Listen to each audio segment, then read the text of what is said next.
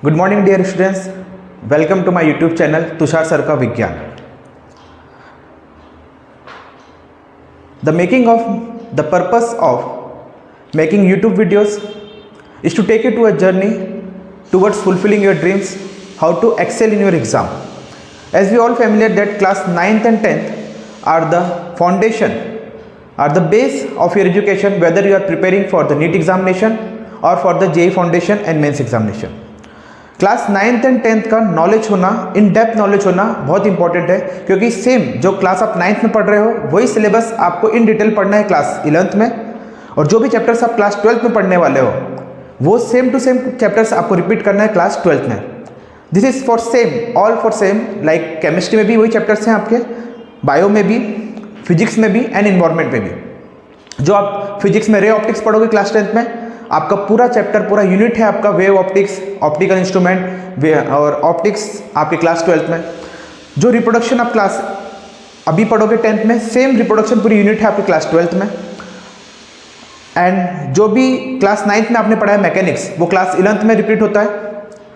सो ये मेरा video lecture बनाने का मोटिव ये था कि CBSE का pattern day to day change हो रहा है, एवरी ईयर CBSE का पैटर्न चेंज हो रहा है, and the level of question CBSE is asking a way too tough. तो उसमें आंसर क्लैरिटी होना चाहिए बच्चों के बीच में कि किस टाइप से क्वेश्चंस आ रहे हैं, उसको कैसे अटेम्प्ट करें. मेनली फोकस जो बच्चे हमेशा वीक जो बच्चे होते हैं, जो प्रॉपरली क्वेश्चन को लिख नहीं पा रहे हैं, वो है केस स्टडी के क्वेश्चन. जो केस स्टडी के क्वेश्चन जो आ रहे हैं CBSE में, आपके ICSE बोर्ड में असर्स एंड रीजनिंग के क्वेश्चन आ रहे हैं, वो डिफिकल्ट हो रहे हैं उनको आंसर करना.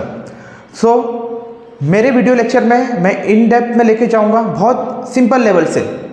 एक सिंपल अगर स्टेट बोर्ड का बच्चा है आपका, whether it is for MP board और छत्तीसगढ़ और any other boards of India, उनके लिए देन फिर लेवल थोड़ा हाई जाएगा आपका CBSE के लिए, देन ICSE के लिए, and this is the foundation batch of NEET and IIT.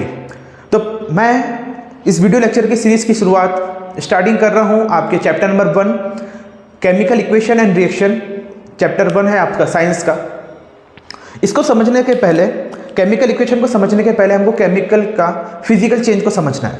Physical change actually होता क्या है, फिर उसके बाद हमें इंट्रोडक्शन समझना है. इंट्रोडक्शन के बाद आपके केमिकल चेंजेस क्या होते हैं, केमिकल इक्वेशंस क्या होते हैं, how to balance the chemical equation कैसे होते हैं.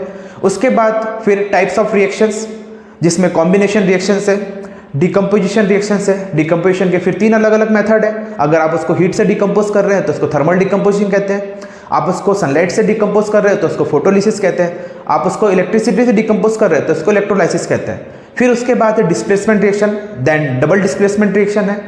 फिर उसके बाद आपका रेडॉक्स रिएक्शन है, which is a combination of both oxidation and reduction reaction. इसके बाद कुछ छोटी छोटी रिएक्शंस है जो आपके हेडिंग में तो नहीं दिए, पर इन डेप्थ अगर आप बिटवीन द लाइन्स पढ़ो NCERT के तो उसमें लिखा हुआ है. जैसे एक्सोथर्मिक रिएक्शन, जिसमें हीट एनर्जी आपकी रिलीज हो रही है. एंडोथर्मिक रिएक्शन, जिसमें हीट एनर्जी आपकी एब्जॉर्ब हो रही है. प्रेसिपिटेशन रिएक्शन, जिसमें formation of an insoluble precipitate is form. Then after at the last हमें वो 2 रिएक्शंस पढ़ना है ऑक्सीडेशन की, which occurs in everyday life, that is the corrosion and rancidity. तो आज के लेक्चर में मैं आपको पूरा इंट्रोडक्शन कराऊंगा चैप्टर नंबर 1 का, जो स्टार्ट होता है आपका फिजिकल चेंज से. जैसे आपने बोर्ड पर डेफिनेशन देखी हुई है फिजिकल चेंज की और केमिकल चेंज की. तो physical changes are the changes affecting the form of a chemical substance but not its chemical composition. तो फिजिकल चेंजेस क्या होते हैं, वो सभी चेंजेस एक केमिकल सब्सटेंस में होते हैं, पर उसका केमिकल कंपोजिशन को वो चेंज नहीं कर रहे हैं. जैसे आपका वाटर, मॉलिक्यूलर फॉर्मूला क्या है इसका, H2O, कंपाउंड वाटर. ये आपका लिक्विड स्टेट में, इसको मैं अगर फ्रीज कर दूं, ठंडा कर दूं, तो फिर भी ये वाटर ही रहेगा, पर अब इसका नाम क्या हो जाएगा, आइस. फिर मैं इसको बॉईल कर दूं तो फिर भी ये क्या रहेगा, वाटर, पर अब क्या बन जाएगा आपका, वाटर वेपर. तो मैंने इसका केमिकल कंपोजिशन तो चेंज नहीं किया, पर केमिकल सब्सटेंस भी चेंज नहीं हो रहा है. हो क्या रहा है, आपका फिजिकल फॉर्म चेंज हो रहा है. पहले लिक्विड में था, देन सॉलिड, अब किस में आ गया आपका, गैसेस में. तो ऐसे रिएक्शंस जिसका केमिकल कंपोजिशन कुछ भी चेंज नहीं होता, वैसे रिएक्शंस को हम क्या बोलते हैं, फिजिकल रिएक्शन और फिजिकल चेंज. केमिकल चेंज और chemical reaction on the other hand same इसका अपोजिट है. A chemical reaction is a change in which one or more substances react to form new substances with entirely different properties. तो जो भी नया compound बनेगा एक या एक से ज़्यादा सब्सटेंस को मिलके उसकी पूरी प्रॉपर्टीज अलग होगी, वो कंपाउंड भी अलग होगा। ठीक है, इसमें एक चीज और याद रखना है, जो फिजिकल चेंज है, physical change are reversible. Physical change are reversible मतलब फिजिकल चेंज में आप एक सब्सटेंस से जो दूसरे सब्सटेंस में आप जा रहे हो वो आप रिवर्स कर सकते हो। जैसे वाटर से आप आइस में जा रहे हो, आइस से आप वाटर वेपर में जा रहे हो। अगर वाटर वेपर को मैंने कूल किया तो आप क्या बन जाएगा आपका फिर से आइस। अगर मैंने इसको हीट किया तो फिर क्या बन जाएगा आपका वाटर लिक्विड में।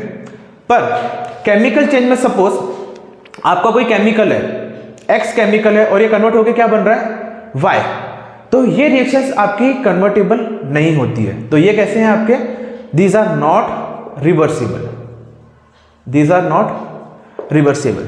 तो आप स्क्रीनशॉट ले सकते हो। हम स्टार्ट करेंगे फिजिकल चेंज को इन डिटेल पढ़ने का।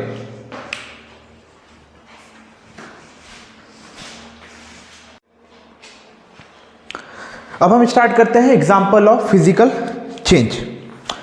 सबसे इंपॉर्टेंट एग्जाम्पल जो आप सभी को पता है, हम उसको थोड़ा डिटेल में पढ़ेंगे, that is evaporation, evaporation of water. Evaporation of water में क्या होता है, जैसे वाटर आपका लिक्विड स्टेट में, वाटर इज इन आप लिक्विड स्टेट में है। वाटर से फिर आप इसको जैसे ही बॉईल करोगे it convert into water vapour, it convert into water vapour. यह है आपका इवोपरेशन। तो लिक्विड से किस में चला गया आपका वाटर वेपर, गैस स्टेट में। तो ये क्या है आपका फिजिकल चेंज। अगर मैं वाटर वेपर को फिर सडन कूल करूं तो क्या बनेगा आपका लिक्विड। इसको फिर मैं सडन और कूल करूं तो क्या बनेगा आपका आइस। सेम फॉर्मूला रहेगा। तो आइस को मैं थोड़ा सा वार्म करूं तो बनेगा आपका लिक्विड। इसको मैं और बॉईल करूंगा तो क्या बनेगा आपका वाटर वेपर। अब कुछ चीजें हमको जो नई अभी बेसिक हमको अभी से पता रहना चाहिए, दैट इज सेल्सियस और केल्विन। टेम्परेचर का मेजरमेंट है। टेम्परेचर क्या होता है, temperature is nothing but the degree of hotness and coldness. हम तो सभी जानते हैं टेम्परेचर, थर्मामीटर तो हमने सबने सुना है कि थर्मामीटर एक इंस्ट्रूमेंट है जिससे हम टेम्परेचर को मेजर करते हैं, जिसके अंदर मर्क्यूरी लिक्विड होता है। ठीक है, तो ये जितने भी टेम्परेचर मर्क्यूरी थर्मामीटर आपने देखा है ये आपका हॉटनेस को मेजर करता है। अगर सपोज आपको बुखार हो गया है, आपको 104 डिग्री फ़ारेनहाइट, सॉरी 104 फ़ारेनहाइट का आपको बुखार हुआ है, तो आपने क्या देखा, आपकी बॉडी का जो इंक्रीज इन टेम्परेचर उसको आपने मेजर किया। जब हमको कोल्ड टेम्परेचर को मेजर करना है, सपोज आइसक्रीम है आपकी 0 डिग्री पे, कुछ आइसक्रीम स्टोर्स में आपके आइसक्रीम -40 डिग्री में है, तो -40 डिग्री को हम कैसे मेजर करेंगे, तब हम यूज़ करते हैं आपका एल्कोहल थर्मामीटर। क्या यूज़ करते हैं हम, एल्कोहल थर्मामीटर। तो कोल्डनेस हम जब मेजर करते हैं तब हम यूज़ करते हैं एल्कोहल थर्मामीटर, और हॉटनेस के टाइम पे हम क्या बोलते हैं, नॉर्मली मर्क्यूरी थर्मामीटर। अब water freezes at 0 degree Celsius. Water कितने डिग्री पे फ्रीज होता है, 0 डिग्री सेल्सियस पे। And water boil at, boil होता है आपका 100 डिग्री सेल्सियस में। ठीक है, अब हमको यहाँ पे सीखना क्या है, हमें सीखना ये है इसका conversion into kelvin. 0 degree kelvin, sorry 0 degree Celsius बराबर होता है 273.15 केल्विन, 273.15 केल्विन, जिसको हम राउंड फिगर में कितना लेते हैं 273।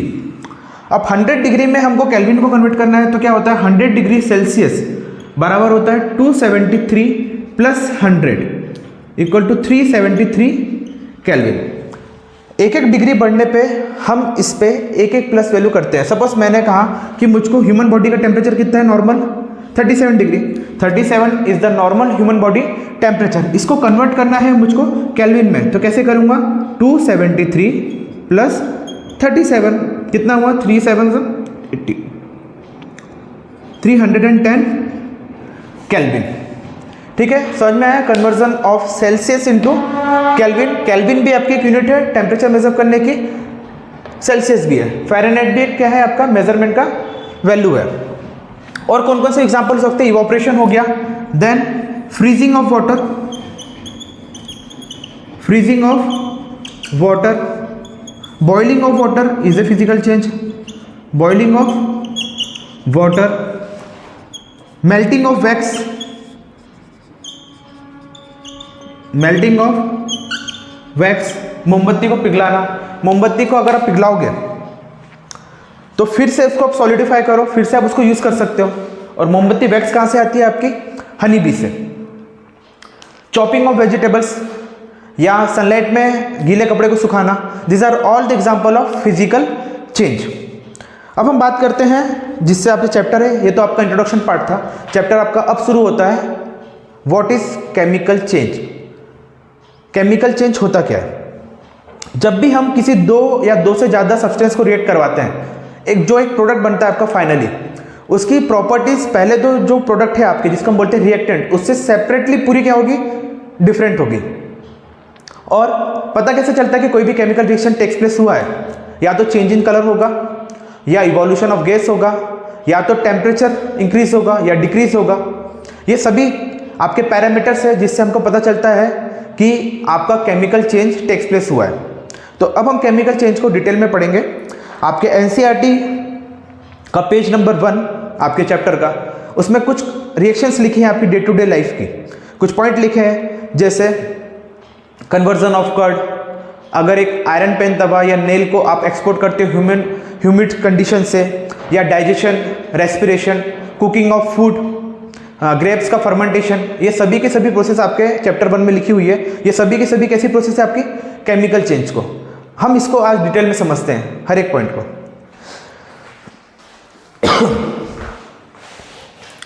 किसी को स्क्रीनशॉट लेना है तो स्क्रीनशॉट ले सकते हो, सॉरी माय मिस्टेक, मैंने मिटा दिया। आप स्क्रीनशॉट लेके घर पे नोट्स बना सकते हो, या सबसे अच्छा है कि आप साथ साथ ही नोट्स बनाते जाएं। जैसे मैं पढ़ा रहा हूं, मैं बीच में 1-2 मिनट का पॉज दे रहा हूं, उस बीच में आप स्क्रीनशॉट ले लीजिए या वीडियो को पॉज करिए, रिवाइंड करिए, और जब मैं डेफिनेशन बोल रहा हूँ या कोई भी नया पॉइंट बोल रहा हूँ उसको आप उसी वक्त अपनी कॉपी में, अपने नोट्स कॉपी में नोटेड डाउन कर लीजिए। कुछ टॉपिक के बीच में मैं आपको एक्स्ट्रा पॉइंट बताऊंगा जिसको मैं एक्स्ट्रा पंच के नाम से डिफाइन करता हूँ। जब भी किसी 2 पर्सन का बॉक्सिंग में मैच हो रहा है, आपको पता है कि सामने वाला आपका अपोनेंट जो है वो हारने वाला है, पर आप हारने के टाइम पे 2-4 एक्स्ट्रा पंच उसको मारते हो, सो दैट वो नॉकडाउन हो जाता है, वो नीचे से उठेगा ही नहीं। आपकी जीतने की चांसेस क्या हो गए, 100% हो गया, वो नॉकडाउन हो गया, नीचे गिर गया, इसका तो उठेगा नहीं। तो वैसे कुछ पॉइंट है जो आपके एग्जाम में आपको एक्सेल करवाते हैं। ये पॉइंट्स आपको बाकी बच्चों से हट के बनाते हैं, ठीक है।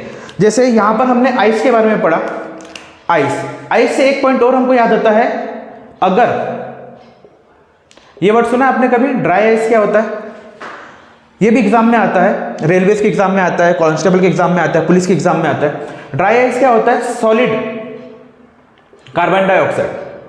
अगर कार्बन डाइऑक्साइड गैस को अब सॉलिडिफाइड करवा लेते हैं, उसको हम क्या बोलते हैं, ड्राई आइस। ये यूज होता है as a refrigerant in your refrigeration, in your fridges. अब हम चालू करते हैं आपके केमिकल चेंज से। स्क्रीनशॉट ले लीजिए आप।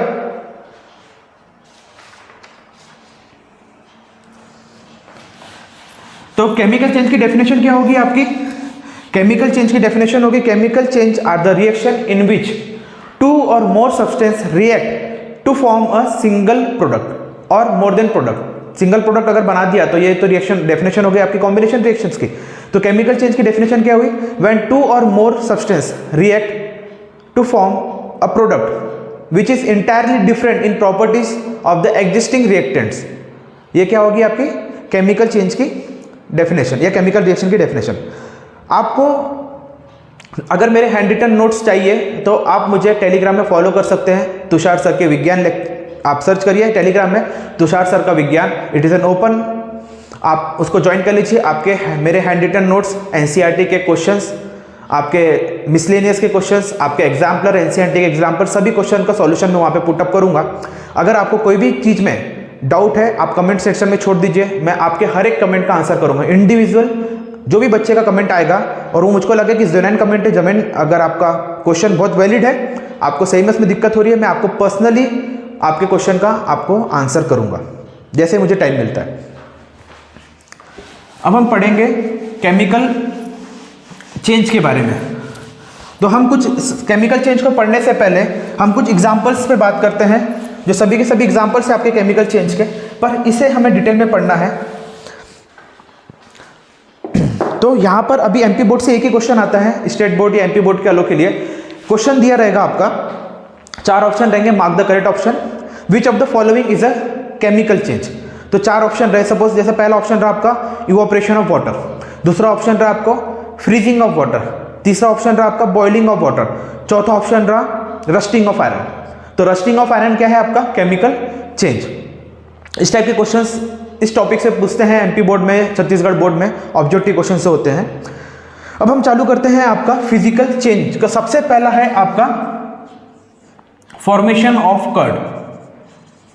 सबसे पहला एग्जांपल आपके बुक में लिखा है फॉर्मेशन ऑफ कर्ड, या इसी को हम बोले conversion of milk into curd, conversion of milk into curd.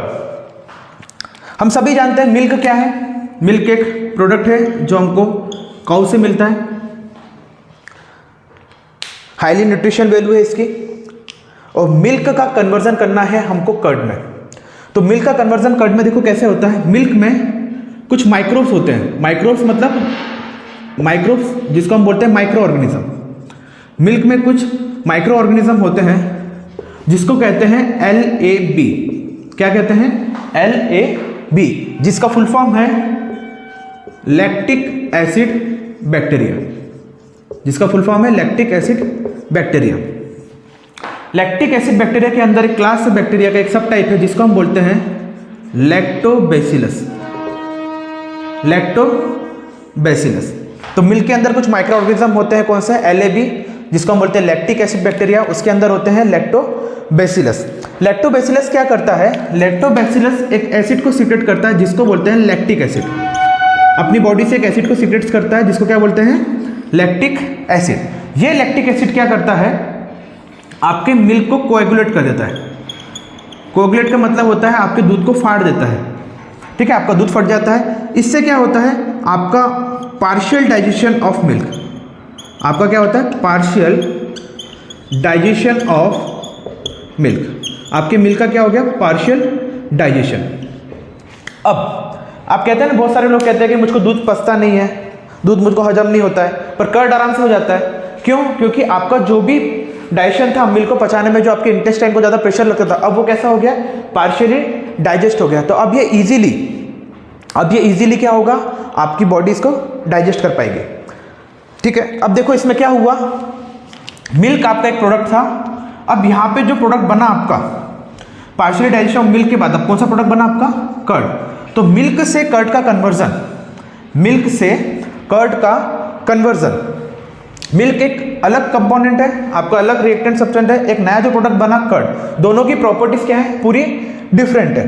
Curd कैसा है? सोरिन टेस्ट, एक कंपाउंड है जो इसका टेस्ट कैसा है? सोरिन टेस्ट है। बहुत सारे इसके तो फ्लेवर्स भी आते हैं, योगार्ट। ये हमारे लिए इतना इंपॉर्टेंट क्यों है? क्योंकि इसमें एक आपकी न्यूट्रिशनल वैल्यू जो है, न्यूट्रिशनल वैल्यू आपकी अब इंक्रीज हो जाती है, आपकी विटामिन B12। विटामिन B12 की न्यूट्रिशनल वैल्यू जो होती है वो क्या हो जाती है? आपकी इंक्रीज। आपने एक और वर्ड सुना है जिसको हम हिंदी में कहते हैं मही, ताक या मट्ठा, जिसको हम बोलते हैं बटर मिल्क। बटर मिल्क भी यही प्रोडक्ट से बनता है, बटर मिल्क। बटर मिल्क भी बैक्टीरिया के थ्रू बनता है। जैसे मिल्क का कन्वर्जन होता है आपके एसिड में, सेम वैसे ही बटर मिल्क में भी बैक्टीरिया का यूज है जिसका नाम है लैक्टोबैसिलस बुल्गेरियम। लैक्टोबैसिलस बुल्गेरियम नाम का एक बैक्टीरिया है जो आपको क्या करता है? बटर मिल्क क्रिएट करता है। तो इसमें देखा आपने क्या हुआ, आपका मिल्क का कन्वर्जन हुआ कर्ड में, एंटायरली डिफरेंट कंपाउंड बन गया, आपका प्रॉपर्टीज पूरी चेंज हो गई और कन्वर्जन क्या हुआ आपका। अब क्या हम कर्ड से वापस मिल्क बना सकते हैं क्या? नहीं। ये रिएक्शन कैसी है आपकी? नॉन रिवर्सिबल है। इसको हम रिवर्स नहीं कर सकते। हमने लिखा था सबसे पहले डेफिनेशन में कि केमिकल चेंज जो होता है वो कैसा होता है, नॉट रिवर्सिबल होता है। फिजिकल चेंज कैसा होता है आपका, रिवर्सिबल होता है। तो हम कर्ड को मिल में कन्वर्ट नहीं कर सकते। ये है आपका पहला एग्जाम्पल। स्क्रीनशॉट लेना है तो ले लीजिए, एक्स्ट्रा चीजें हैं आपको याद रहना चाहिए आपके for exam point of view से। क्लास 10 के लिए इतना इंपॉर्टेंट नहीं है पर नीट में पूछा जाता है ये लैक्टोबैसिलस एंड ऑल। स्क्रीनशॉट ले लीजिए आप। सेकंड एग्जांपल हम डील करते हैं आपका जो आपकी बुक में दिया हुआ है,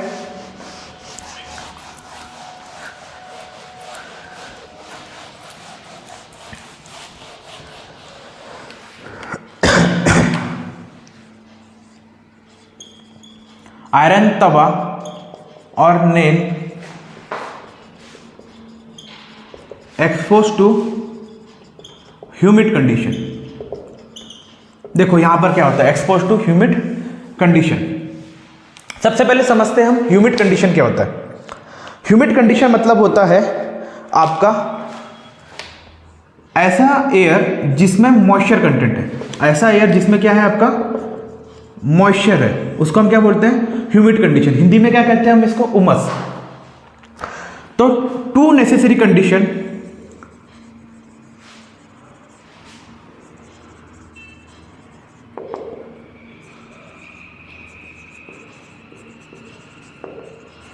फॉर रोस्टिंग ऑफ आयरन। ये जो एग्जाम्पल लिखा है आयरन तवा नेल जो भी है ह्यूमिड कंडीशन में, ये किसका एग्जाम्पल है आपका, रोस्टिंग ऑफ आयरन का। जो टू मिनिमम कंडीशन है इसकी, सबसे पहला आपको चाहिए क्या, एयर, और दूसरा है आपको चाहिए वाटर। जब तक ये दो कंडीशन मीट नहीं होगी तब तक आपका आयरन रस्ट नहीं होगा। इन दोनों कंडीशन को साथ में मिला लो तो इसी को क्या बोलते हैं, humid condition. Air plus water दोनों मिलकर क्या बनता है आपका, ह्यूमिड कंडीशन। तो आयरन सिंबल क्या है आयरन का, Fe।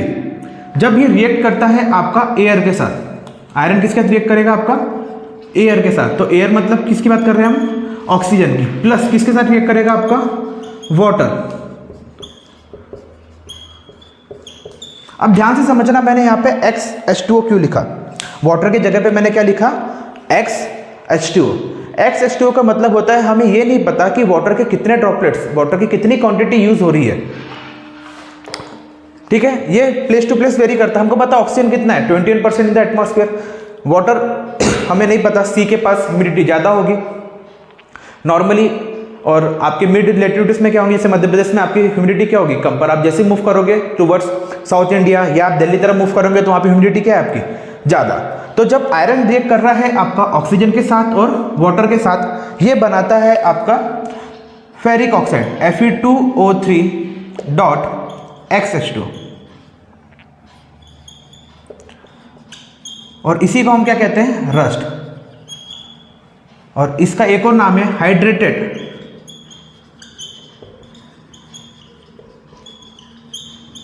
Ferric oxide.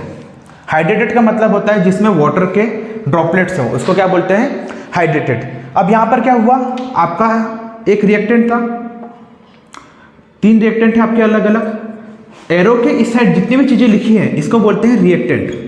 क्या बोलते हैं इसको, रिएक्टेंट। एरो के बाद जो चीज लिखी जाती है उसको बोलते हैं प्रोडक्ट,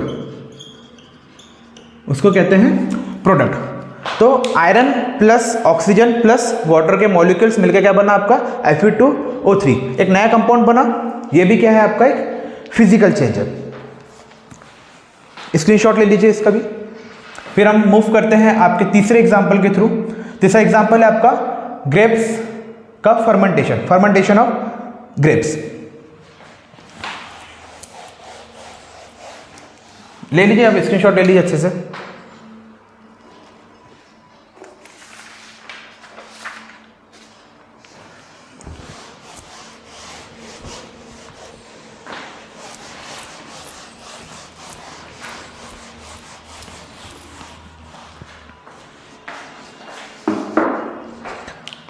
तीसरा एग्जाम्पल है आपका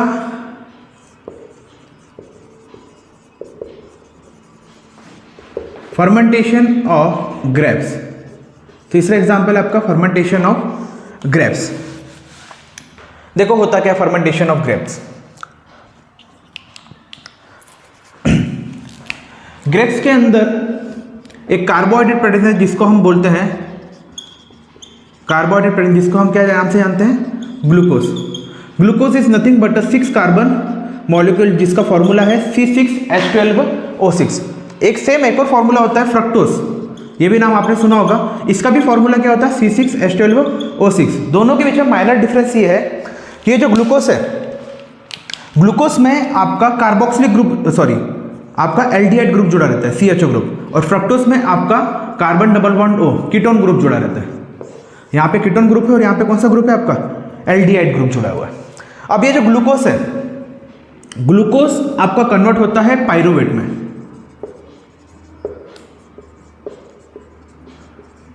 ग्लूकोज आपका कन्वर्ट किस में हो गया, पाइरूवेट में। पाइरूवेट इज ये क्या है आपका 6 कार्बन मॉलिक्यूल है, glucose is a 6 carbon molecule, pyruvate आपका 3 कार्बन मॉलिक्यूल है। अब पाइरूवेट आपका एनारोबिक रेस्पिरेशन का मतलब क्या होता है, जहां पे ऑक्सीजन की रिक्वायरमेंट नहीं होती है, इन अब्सेंस ऑफ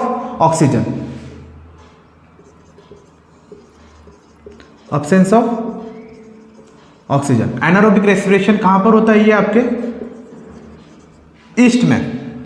और क्या बनाता है आपका, ये बनाता है इथेनॉल एंड कार्बन डाइऑक्साइड। क्या बनाता है, ethanol and carbon dioxide. Ethanol का फॉर्मूला क्या होता है C2H5OH प्लस क्या बना है इसमें।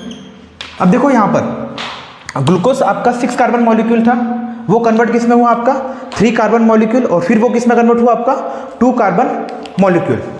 ये हम डिटेल में इस रिएक्शन को हमको फिर से पढ़ना है in chapter number 6 life process में, जिसमें एक है आपका various pathways to break down the glucose. मुझे अच्छे से पेज नंबर याद नहीं आ रहा है, पर I think it is given on page number 81 I think. एक लेफ्ट हैंड साइड में एक बॉक्स बना हुआ है, various pathways of the breakdown of glucose, उसमें फर्स्ट नंबर पे ही लिखा हुआ है। सेकंड वाला आपका लैक्टिक एसिड का फॉर्मेशन है, तीसरा वाला आपका रेस्पिरेशन रिएक्शन है। अब एक्स्ट्रा चीज़ें देखो जो हमको यहाँ पे और ज़्यादा पढ़नी है। ग्लूकोज 6 कार्बन मॉलिक्यूल है, फॉर्मूला याद रखना C6H12O6। पाइरूवेट जो है कन्वर्ट होता है एक मॉलिक्यूल में जिसका फॉर्मूला है H3H4O3, और ये कन्वर्ट हुआ आपका किस में, इथेनॉल में C2H5OH प्लस CO2। इथेनॉल को हम, ये कैसा है आपका 2 कार्बन मॉलिक्यूल, ये है आपका 2 कार्बन मॉलिक्यूल। इथेनॉल को हम बोलते हैं दूसरे नाम से इथाइल एल्कोहल। इथेनॉल का दूसरा नाम क्या है, इथाइल एल्कोहल। ये वही एल्कोहल है जिसको कुछ लोग मादक पदार्थ के रूप में, means as a alcohol liquor के फॉर्म में लेते हैं। तो जो लीकर में पर्सन पीते हैं वो कौन सा है आपका, इथेनॉल। एक और हमको याद करना है CH3OH, जिसको हम क्या बोलते हैं, मिथेनॉल, और इसी का हमारा दूसरा नाम क्या है, मिथाइल एल्कोहल। ये वाला जो एल्कोहल है ये ड्रिंकेबल नहीं है, ये वाला एल्कोहल जिसको हम ड्रिंक करते हैं, ये जो एल्कोहल है मिथेनॉल, इसको हम यूज़ करते हैं सैनिटाइजर बनाने में। सैनिटाइजर से सभी लोग फेमिलियर है, अभी कोविड में बहुत इंपॉर्टेंट रोल प्ले किया है सैनिटाइजर ने, ठीक है। तो सैनिटाइजर में क्या हुआ, हम कौन सा एल्कोहल यूज करते हैं, methanol, which is a single carbon molecule. Ethanol कैसा है, 2 कार्बन मॉलिक्यूल। तो यहां पर भी क्या हुआ, पहले 6 कार्बन मॉलिक्यूल था, फिर एक नया प्रोडक्ट बन गया 3 कार्बन मॉलिक्यूल का, फिर क्या बन गया आपका 2 कार्बन मॉलिक्यूल का। तो तीनों प्रोसेस में क्या हो रहा है देख रहे हैं, अलग नया केमिकल बन रहा है, साथ में कार्बन डाइऑक्साइड भी बना है, ठीक है। तो ये है आपका फर्मेंटेशन ऑफ ग्रेप्स। तो ग्रेप्स के अंदर सेम प्रोसेस होती है। अब थोड़ा और डिटेल में पढ़ते हैं हम इसको। ये जो ईस्ट है, जो बहुत हेल्पफुल है, जो ग्रेप्स का फर्मेंटेशन करके क्या बना रहा है, अल्कोहल। बहुत इंपॉर्टेंट है ये, जितनी भी आपकी अल्कोहल इंडस्ट्रीज है, लीकर इंडस्ट्रीज है, वहां पर एक ईस्ट यूज करते हैं जिसको हम बोलते हैं ब्रीवर ईस्ट। क्या बोलते हैं, ब्रीवर ईस्ट, जिसका नाम है सेचेरोमाइसिस सेरेवेसी। सेचेरोमाइसिस सेरेवेसी ईस्ट है जो कन्वर्ट करता है आपका अल्कोहल को, ग्लूकोज को किस में कन्वर्ट करता है, आपके इथेनॉल में, ठीक है। तो ये तीसरा एग्जांपल है, ये भी केमिकल चेंज का एग्जांपल है। आप स्क्रीनशॉट ले लीजिए, इसका भी ले लिया।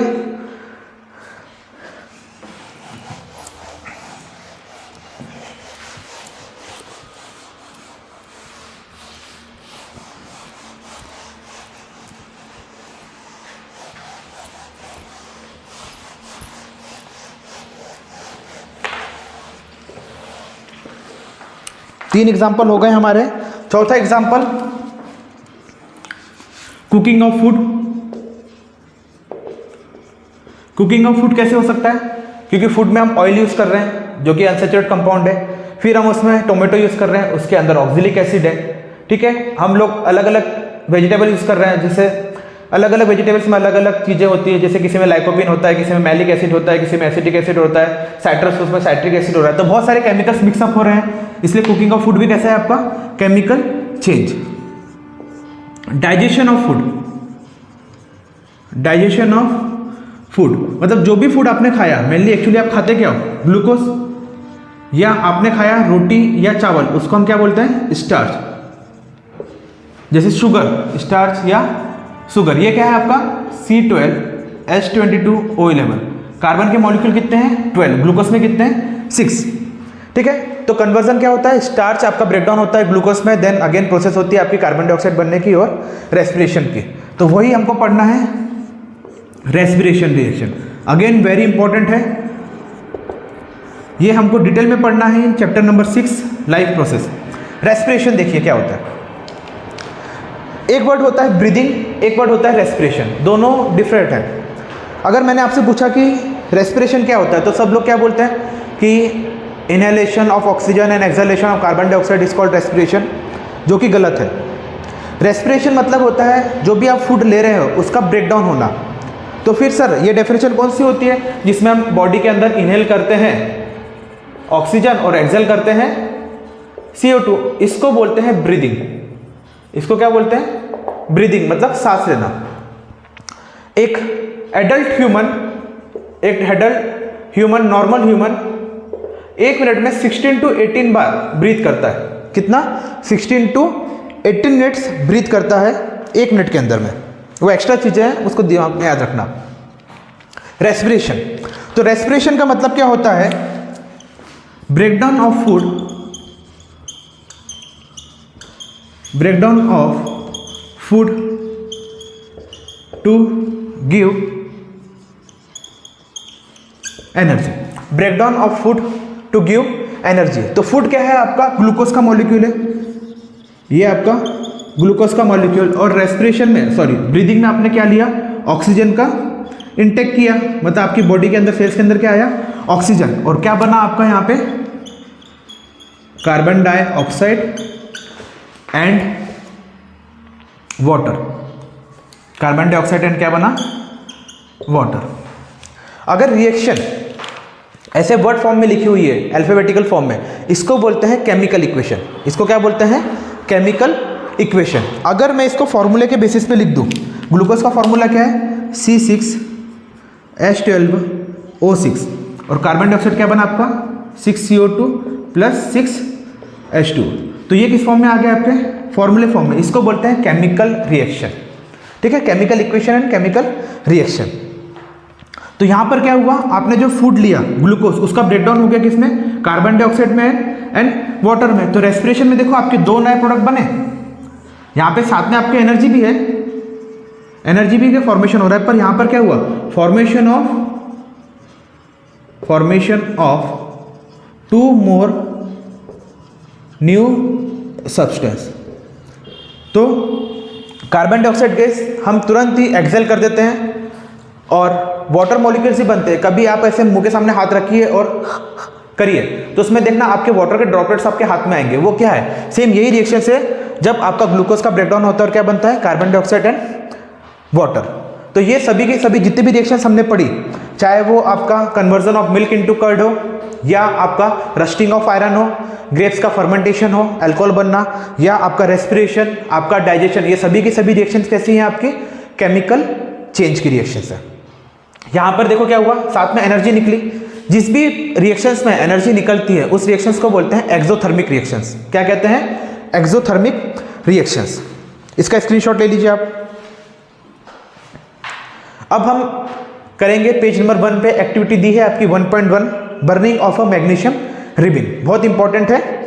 इससे आपका सबसे पहला क्वेश्चन आपके इनसाइड में, आपके एनसीईआरटी में आई थिंक पेज नंबर 6 में दिया है।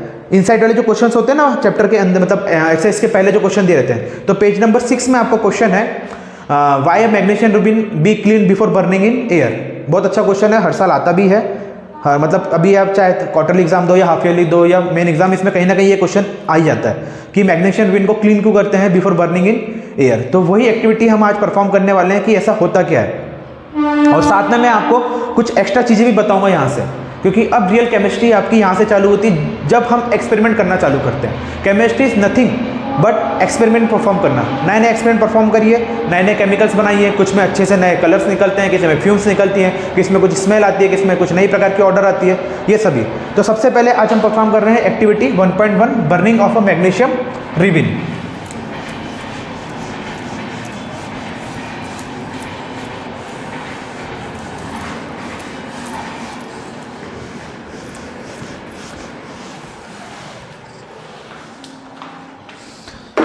ब्लैक बोर्ड थोड़ा सा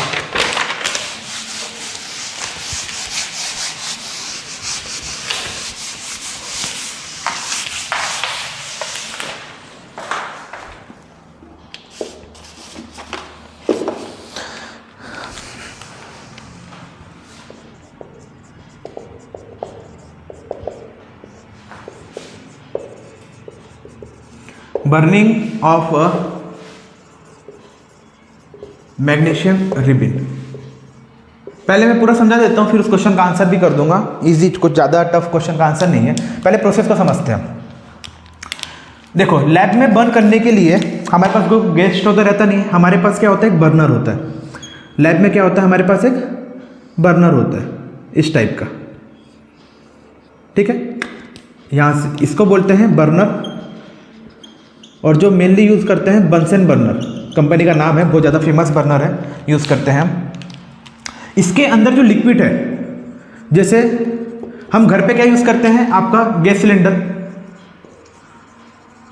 गैस सिलेंडर में कौन सा लिक्विड है आपका, एलपीजी गैस। कौन सी है, एलपीजी। इसका फुल फॉर्म क्या है, लिक्विफाइड पेट्रोलियम गैस, ठीक है।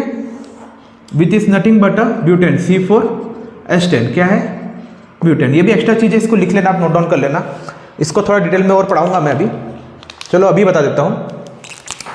ब्यूटेन जो गैस है ये ऑर्डरलेस है, इसकी खुशबू नहीं आती। ब्यूटेन क्या गैस है, कैसी गैस है, ऑर्डरलेस गैस है, जिसकी खुशबू नहीं आती। सपोज अब किसी के घर के अंदर गैस सिलेंडर फट गया, कैसे फटता है गैस सिलेंडर, गैस लीक कर रही है, आपको पता ही नहीं चल रहा क्योंकि खुशबू तो आ नहीं रही है। तो साइंटिस्ट लोग ने क्या सोचा कि हमको ये तो बहुत इन्फ्लेमेबल गैस है, जल्दी से अंगार पकड़ लेती है, बम ब्लास्ट हो जाएगा, बहुत सारी लाइफ जा सकती है। तो साइंटिस्ट लोग ने क्या किया, हम एक केमिकल बनाते हैं जिसका नाम दिया उनने इथाइल मेराकैप्टन। इथाइल मेराकैप्टन को इसके अंदर ऐड कर देते हैं। तो जो भी पंजेंट टाइप की स्मेल आती है आपको गैस सिलेंडर लीक करने की, वो किस लिए आती है, due to addition of a chemical called methyl mercaptan, ठीक है। अब समझिए ये लिक्विड तो क्या है आपका बंसन बर्नर। इसके अंदर लिक्विड क्या होता है, स्पिरिट। वही स्पिरिट जो डॉक्टर लोग यूज करते हैं ना इंजेक्शन लगाने के पहले, वही वाला स्पिरिट। और हम यूज करते हैं एल्कोहल, जिसको बोलते हैं इंडस्ट्रियल सॉल्वेंट। ये आपके लैब में रखा रहता है, इंडस्ट्रियल सॉल्वेंट। एल्कोहल रहता है, एक्चुअली है सभी के सभी का स्पिरिट। इंडस्ट्रियल सॉल्वेंट क्या है, ये एल्कोहल, ठीक है। ऐसी फ्यूम्स निकल रही है रेड कलर की, इससे बंसन बर्नर जलने के बाद। अब आपके पास क्या है, यहाँ पे मैग्नीशियम रिबिन है। ये क्या है आपका, मैग्नीशियम रिबिन। अब मैग्नीशियम रिबिन जो है वो वेरी रिएक्टिव मेटल है। It is a very reactive metal. ये बहुत जल्दी रिएक्शन कर लेता है आपका ऑक्सीजन के साथ। एटमॉस्फेयर में जो भी ऑक्सीजन प्रेजेंट है उसके साथ रिएक्ट कर लेता है और क्या बनाता है, मैग्नीशियम ऑक्साइड। क्या बनाता है, मैग्नीशियम ऑक्साइड। अब ये लेयर बन गई आपकी प्रोटेक्टिव लेयर, मैग्नीशियम के ऊपर बन गई एक लेयर आपकी किसकी, मैग्नीशियम ऑक्साइड की। अब ये प्रॉपरली बर्न नहीं होगा, इसलिए इस लेयर को रिमूव करने के लिए हम इसको क्या करते हैं, रब करते हैं सैंड पेपर से। हम इसको रब करते हैं किससे, सैंड पेपर से। यही है आपके क्वेश्चन नंबर 1 का answer. Why a magnesium ribbon be clean before burning in air. तो मैग्नीशियम, इसका आंसर आप कैसे मार्क करेंगे, magnesium is a very reactive metal. It reacts with the atmospheric oxygen to form a layer of oxide called magnesium oxide. Hence, burning of magnesium ribbon can't be possible और easy नहीं है. So that to remove the layer of the magnesium oxide, it is rubbed with the help of a sand paper. आपके notes मेरे Telegram channel को आप join करिए, आपके हर एक क्वेश्चन का आंसर मैं वहाँ पे in the form of PDF और in the form of type मैं करके आपको दे दूंगा। तो मैग्नीफिसेंट रिबन को जैसे मैंने यहाँ पे बर्न किया, बर्न होने के बाद तो ये बर्न होती है। अब यहाँ से क्वेश्चन देखो, ये क्वेश्चन केस स्टडी में आता है। तो मैग्नीफिसेंट रिबन को जब मैं बर्न करूंगा, बर्न का मतलब होता है रिएक्शन विथ ऑक्सीजन। बर्न का मतलब क्या होता है? Reaction with oxygen.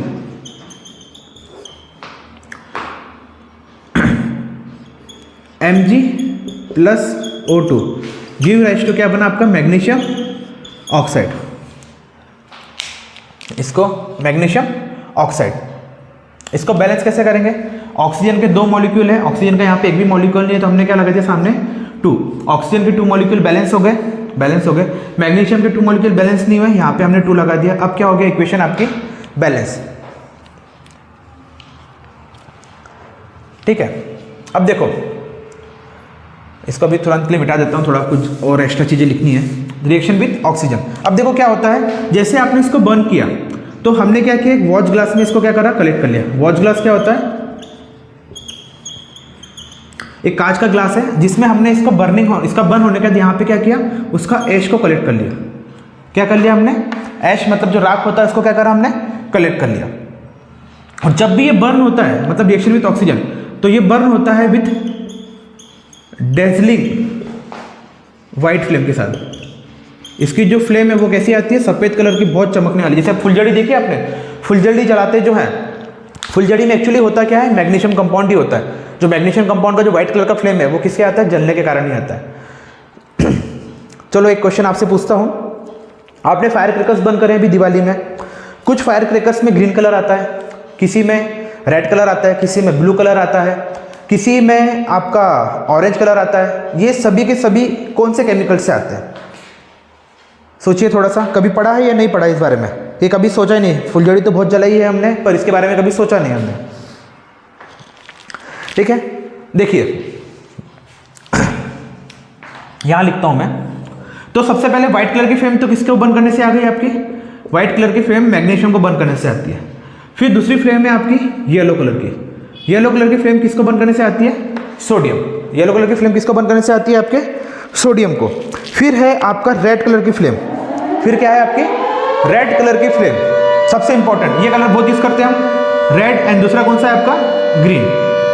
तो रेड कलर की जो फ्लेम है ये आती है आपके स्ट्रोंटियम से, स्ट्रोंटियम। और ग्रीन कलर की फ्लेम आती है आपकी किससे? बेरियम। फिर है ब्लू कलर की फ्लेम। ब्लू कलर की फ्लेम नॉर्मली आती है आपको बर्न करने से, कॉपर को बर्न करते हैं तब आती है, और एक आर्सेनिक को बर्न करने पे आती है। ठीक है। ऑरेंज, ऑरेंज कलर की फ्लेम आती है आपके कैल्शियम को बर्न करने से। ठीक है, तो ये सब चीज़ें आपकी एक्स्ट्रा पंच वाली चीज़ें हैं जो बाकी बच्चों को नहीं पता रहता, पर आज आपको पता चल गया लेक्चर पढ़ने से। तो व्हाइट कलर की फ्लेम किससे आती है? मैग्नीशियम को बर्न करने से। येलो कलर की फ्लेम सोडियम बर्न करने से आती है। रेड कलर की फ्लेम किससे आती है? स्ट्रोंटियम से। ग्रीन कलर की बेरियम से, ब्लू, कॉपर और आर्सेनिक से। ऑरेंज कलर की फ्लेम किससे आती है? कैल्शियम से। रेड कलर जो है ये स्ट्रोंटियम, ये यूज़ करते हैं हम टीवी में। टीवी में देखा आपका रेड कलर की जो लाइन्स आती है उसमें पिक्चर ट्यूब्स लगी रहती है, वो यूज़ करते हैं हम। अब डेजलिंग व्हाइट कलर का फ्लेम आपका बना, मतलब रिएक्शन क्या हुई आपकी? Magnesium Mg plus O2 give rise to क्या हुआ आपका? मैग्नीशियम। तो Mg plus O2 give rise to क्या हुआ? Magnesium oxide. ये रिएक्शन थी आपके burning of magnesium ribbon. Burning of magnesium ribbon मतलब क्या होता है? Reaction with oxygen. तो ये जो है मैग्नीशियम ऑक्साइड, अगर मैं इसको वाटर में डिजोल्व कर दूं, मैं इसको किस में डिजोल्व कर दूं? वाटर में, तो क्या बन गया आपका? Magnesium hydroxide. क्या बन गया? Magnesium hydroxide. ये क्या है आपका? बेस। हम डिटेल में पढ़ेंगे एसिड बेस क्या होता है चैप्टर नंबर 3 में, नहीं सॉरी चैप्टर नंबर 2 में। चैप्टर नंबर 3 तो मेटल्स है, नॉन मेटल्स है। ठीक है, तो आज हमने क्या क्या पढ़ा? हमने फिजिकल चेंज क्या होता है वो पढ़ा। फिजिकल चेंज क्या होता है? जिसमें जो प्रोडक्ट बन रहा है वो रिवर्सिबल है और कंपोजिशन में कोई चेंज नहीं हो रहा। फिर हमने पढ़ा केमिकल चेंज क्या होता है। केमिकल चेंज में क्या होता है? या तो टेम्परेचर इंक्रीज हो रहा है, चेंज ऑफ कलर हो रहा है, इवोल्यूशन ऑफ गैस हो रहा है, ये क्या है आपका? Chemical change. फिर हमने जो एनसीईआरटी में एग्जाम्पल दिए हुए थे जिसको एक्सप्लेन नहीं किया गया था एनसीईआरटी में, हमने उसको डिटेल में पढ़ा। जैसे आपका conversion of milk into curd lactobacillus bacteria के थ्रू हुआ। उसके बाद आपका fermentation of grapes, iron net rusting of iron, respiration process, और फिर हमने एक एक्टिविटी परफॉर्म की आपकी बर्निंग ऑफ मैग्नीशियम रिबिन। तो ये चीज़ें याद रखना, ये एक्स्ट्रा चीज़ें हैं, ये आपके एग्जाम में नहीं पूछेंगे, पर हायर स्टडीज़ में आपको 11th-12th में पता होना चाहिए। और कम से कम ये तो पता होना चाहिए ना कि फुलझड़ी जलाते हैं रेड कलर किससे आ रहा है, तो स्ट्रॉन्टियम से आ रहा है, ग्रीन कलर किससे आ रहा है, बेरियम से आ रहा है। ये बहुत कम बच्चों को पता रहता है कि कौन से कलर जला, मतलब कौन सा केमिकल बर्न होने से कौन सी कलर की फ्लेम्स आती है। डिजलिंग वाइट फ्लेम का मतलब होता है बहुत स्पार्कलिंग टाइप से, चमकीदार जो होती है ना फुलझड़ी जलाने के एकदम से आंखों में चुभती है, उस टाइप की रश्मि, उसको क्या बोलते हैं, डेजलिंग वाइट फ्लेम। तो आज के वीडियो में ये हमारा इंट्रोडक्शन हो गया। नेक्स्ट वीडियो जल्दी ही अपलोड होगा जिसमें मैं आपको chemical equation, skeletal chemical equation क्या होता है ये बताऊंगा, और how to balance a chemical equation. फिर इसमें हम चालू करेंगे आपका टाइप्स ऑफ रिएक्शन, जिसमें मैं आपको कॉम्बिनेशन एंड डिकम्पोजिशन रिएक्शन दोनों एक साथ समझाऊंगा। देन उसके बाद तीसरा लेक्चर में बनाऊंगा जिसमें आपका displacement reaction, double displacement reaction, oxidation reaction, reduction reaction, दोनों को मिला के क्या कहते हैं, रिडॉक्स रिएक्शन। ये होगा exothermic reaction, endothermic reaction, precipitation reaction. And last आपका एक टॉपिक होगा जिसमें हम पढ़ेंगे, बहुत इंपॉर्टेंट टॉपिक है आपका, कोरोजन एंड रेंसिडिटी। तो ये ऐसे करते हुए आपका पूरा चैप्टर नंबर 1 खत्म होगा। केमिस्ट्री खत्म होने के बाद मैं आपकी फिजिक्स का लेक्चर लूंगा, फिजिक्स के बाद में बायोलॉजी का लेक्चर लूंगा, देन इन्वायरमेंट का। सेम ऐसे ही मैं आपका इन्वायरमेंट का भी लूंगा। स्टार्ट करूंगा आपका वर्ल्ड हिस्ट्री से। वर्ल्ड हिस्ट्री सबको डिफिकल्ट लगती है, ज्योग्राफी सबसे बन जाती है, सिविक्स भी सबको अच्छा लगता है तो बन जाती है, इकोनॉमिक्स और वर्ल्ड हिस्ट्री थोड़ा सा डिफिकल्ट पॉइंट जाता है। तो मैं पहले वर्ल्ड हिस्ट्री स्टार्ट करूंगा, then I will start with economics, then physics and physics बोल रहा हूँ, सिविक्स के साथ, एंड देन उसके बाद में चालू करूंगा आपका सबसे ईजी पार्ट आपका ज्योग्राफी। ठीक है, थैंक यू।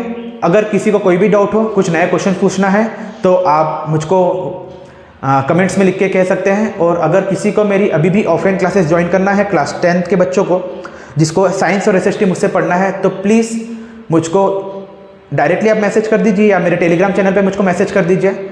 मैं श्योरली एक टाइम एडजस्ट करके आपकी क्लासेस ऑफलाइन बेस जरूर लूँगा। Thank you and thanks for watching the video. और मेरे को सजेशंस या जो भी आपको कहना है या कोई भी कोई डाउट है तो प्लीज़ डोंट हेजिटेट, आप बिंदास होकर कमेंट्स में लिखिए। मैं आपको हर एक क्वेश्चन का, हर एक डाउट का, आपके हर एक कमेंट का आपको रिप्लाई करूँगा। Thank you.